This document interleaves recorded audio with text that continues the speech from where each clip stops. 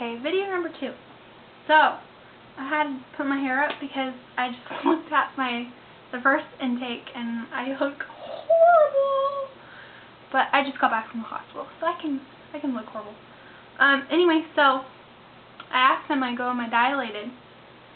And he's like, well, we're going to check that now. And I thought that's what he was doing, but I guess he was just taking swabs down there and stuff. So he checks me, and before he checks me, to let you know, the nurses were acting like, this is protocol, everything is fine, da da da da da, everything is normal. They're reassuring, they're sweet and nice, da da da da, like making me feel good. But right when he checks me, he's completely acting different. He's like whispering to the other nurse, not telling me like how dilated I am. I had to ask him like what's wrong, because me and my husband can instantly tell there's something wrong. And he's like, you're 3 centimeters dilated. And I instantly stared at my husband, and he's like, that's not good, is it? And I go, I'm 33 weeks, I should not be 3 centimeters dilated. And that really scared me. And so they're like, we're going to keep you on the monitor, and we're going to check you in an hour to see if you've progressed or not. So, they put me on the monitor, or they kept me on the monitor, and I kept contracting still. And they checked me, they checked me again. And then, like, he had the other nurse check me, so I had 2 nurses check me the second time. And they couldn't decide if I was quite 4 or what. And they said, you're between 3 and 4, you're between 3 and 4, 3 and a half, you're close to 4. And this is all confusing because I've had like 5 different people tell me different. So they said that they were going to admit me to the hospital because the room that they checked me wasn't a real, it's a room where they determined if you're in active labor or not. And then so they're like, okay, we're going to admit you to the hospital. So they put me in an actual labor and delivery room, and that's when things got crazy. They started hooking me up, and the Navy sucks balls, and they had to poke me like 1,000 times.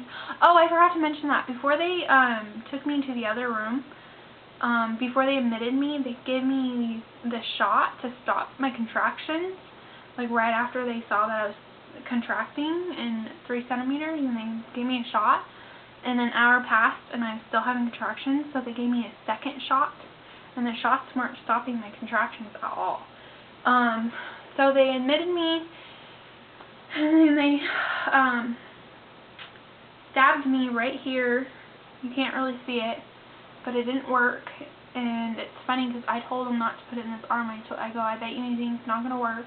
I have bad luck with the left arm. You should just put it in my right arm. And he's like, oh, being all cocky, he's like, oh, I'm really good with needles, I won't suck or whatever. And he ends up blowing my vein. He did something wrong. And now, from here to here, it's all blue. And he had to take it out. Then they put it right here, and you can see the dot. And you can put an IV right there, which is like the worst part. You can put an IV because you're bending your arm, and your IV stays in you forever. So they put it there, and then they, I'm trying to remember every detail without forgetting a detail.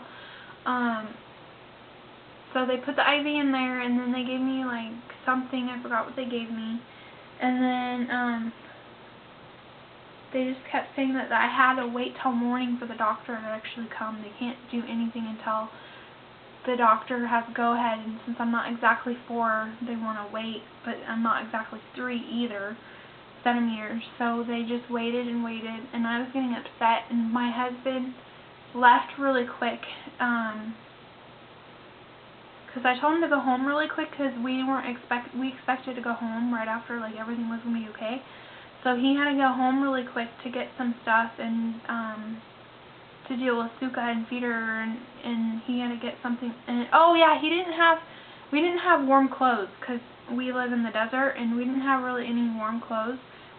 I went in my PJs, and he went in shorts and a t-shirt. So he went home to get warmer clothes on because he was freezing and he didn't expect to stay overnight.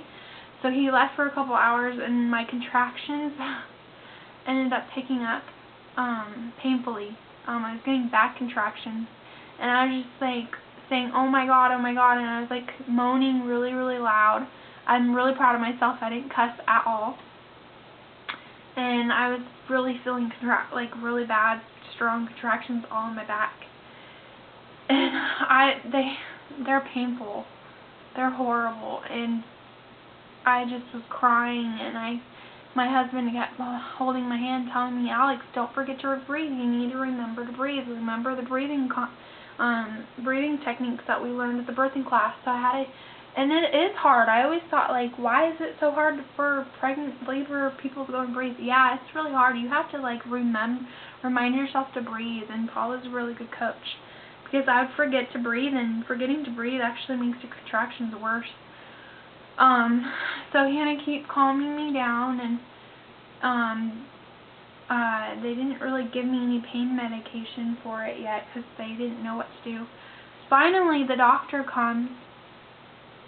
You want to go fight some crime? Oh, that's gonna hurt. Keep gas. Who are you? Who are you fighting? So anyway, the doctor finally comes, and he's like, he checks me, and he's like, you're 3.5 as well. He said 3.5. He didn't say that I was 3. He didn't say I was 4. He's like, you're 3.5 centimeters. You're not quite 4, but you're more than 3.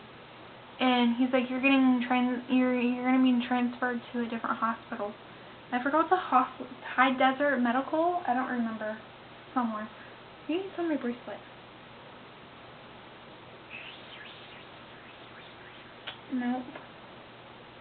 It just says my information and my doctor. It doesn't say the actual hospital. But, yeah, so he's like, you're going to be transmitted, and we're going to do all this stuff, so, we can do it now, so we don't have to worry about you having this baby right now. So, they had to go call the paramedics and everything, and get it all set up, and let them know that there's a patient coming, make sure they had room for me. So then all these nurses came in, they hooked me up, they finally gave me pain medication. Or no, they didn't give me pain medication, they gave me magnesium.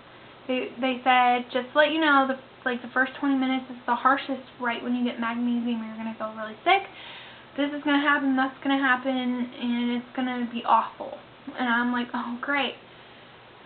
So they hooked me up to the magnesium, and I instantly threw up. Like, I was barfing my brains out.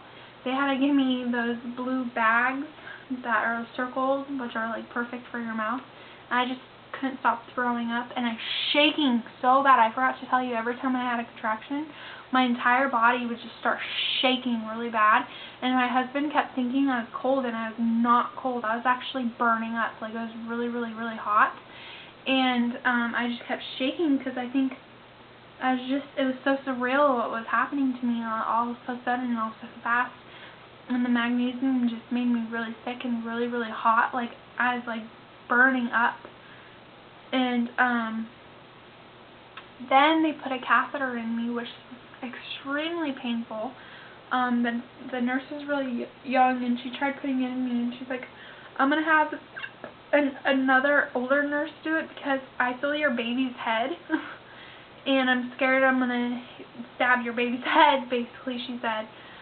So she had another lady come in, so they had to redo the process, and the younger nurse kept telling the older nurse, I was just really worried that I was going to hit the baby's head because it's right there, I could feel the baby's head. And so they put that in, and it was extremely painful.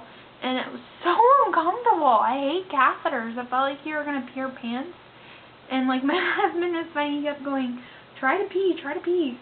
And I would try, but it didn't feel right. And so it was uncomfortable. And I felt like every time I moved, it would, like, jab me. So, yeah, that was definitely very uncomfortable. I haven't been keeping track of my time, so I'm going to stop it right now and go to video number 3.